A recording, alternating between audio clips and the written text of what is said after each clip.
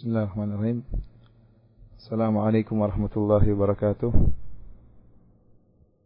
Berbicara tentang pembatal puasa, hal-hal yang membatalkan puasa, ya, sungguhnya kita tahu bahwasanya puasa diwajibkan oleh Allah Subhanahu wa taala agar kita bisa mencapai pada ketakwaan.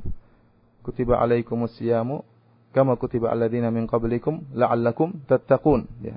Illah atau sebab ta'lil dari kewajiban berpuasa sebagaimana Allah menjelaskan hal ini, la'allakum tattaqun, ya, la'allakum tattaqun, agar kalian bertakwa.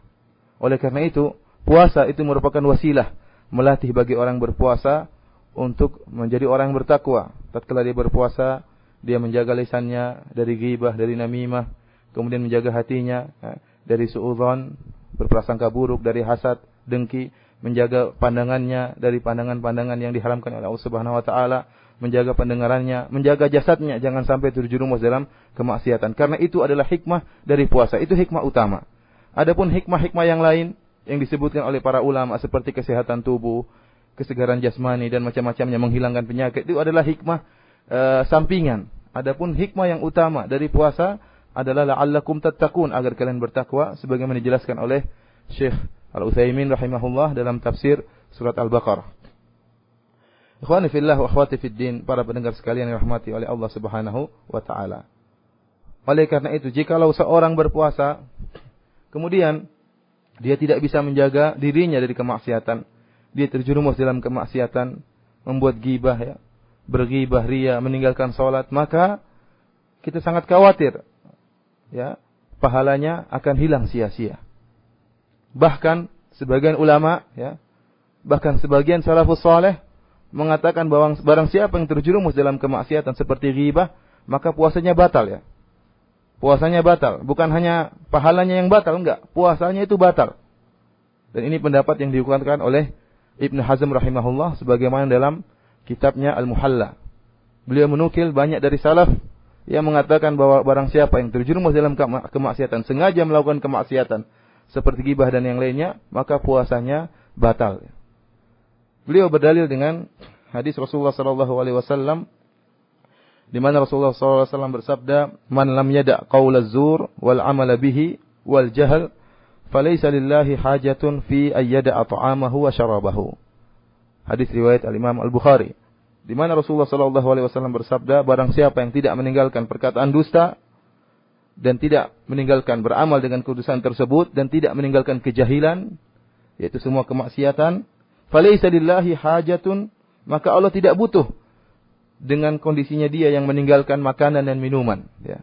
Orang yang berpuasa dengan membuat tubuhnya lelah, tidak makan dan tidak minum, kemudian terjerumus dalam kemaksiatan, maka falaysa lillahi hajatun fi ayyada as-ta'amahu wa syarabahu, maka Allah tidak butuh dengan puasa yang model seperti ini.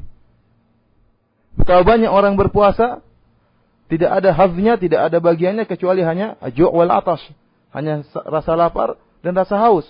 Kenapa? Karena terjerumus dalam kemaksiatan. Demikian juga sabda Rasulullah sallallahu alaihi wasallam, "Fa idza kana ahadukum sha'iman fala yarfuth wala yajhal." Kalau salah seorang dari kalian sedang berpuasa, maka janganlah dia berbuat rafath, berbuat hal-hal yang berhubungan dengan jima', ya, muqaddimah jima'. Wala yajhal, dan jangan berbuat kebodohan, yaitu berbuat segala macam kemaksiatan. Kenapa larangan ini? Karena larangan terjerumus seseorang ke dalam kemaksiatan secara sengaja bisa menggugurkan pahala puasanya. Ikhwani fillah azani Allah wa iyyakum, ini menunjukkan kita hendaknya hati-hati. Kita bukan hanya memperhatikan batal puasa yang berkaitan dengan hal-hal yang zahir, yang his, yang mahsus, yang nampak, seperti makan, minum, jima. Enggak, bukan itu saja yang kita perhatikan. Kita juga harus memperhatikan batal puasa yang maknawi. Seperti tadi, terjerumus dalam kemaksiatan, tidak menjaga pandangan, ya. Seperti saya katakan tadi, bahkan sebagian salaf di antara yang diriwayatkan dari sahabat Anas bin Malik radhiyallahu taala anhu, dia mengatakan barang siapa yang berbuat ghibah faqad aftar, maka dia telah berbuka, puasanya telah batal. Dan inilah pendapat yang dipilih oleh Ibnu Hazm dalam kitabnya Al-Muhalla. Ikhwani fillah azani Allah wa iyyakum, ini menunjukkan hendaknya kita berhati-hati, terutama yang namanya ghibah. Banyak salaf yang mentansis, menjelaskan bahwasanya ghibah, terutama yang namanya dosa ghibah ini membatalkan puasa.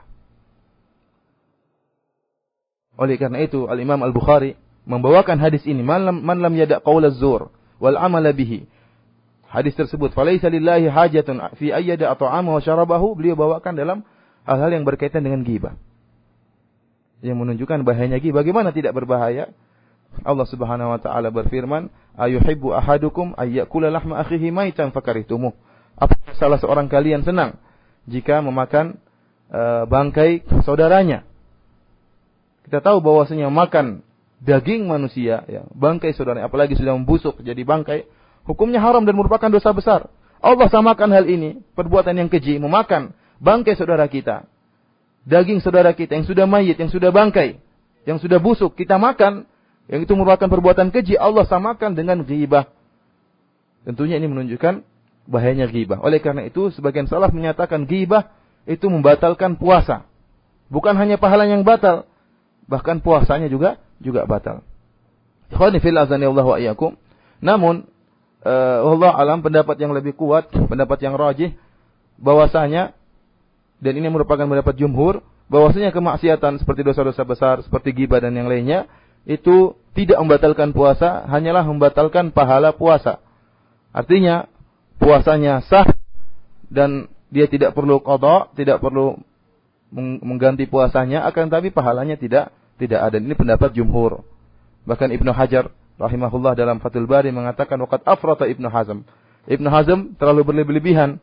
Kenapa? Karena beliau telah menyatakan seluruh maksiat, ya, baik fi'li maupun qauli, baik perbuatan maupun perkataan, jika sengaja dilakukan oleh orang yang sedang berpuasa, maka puasanya batal.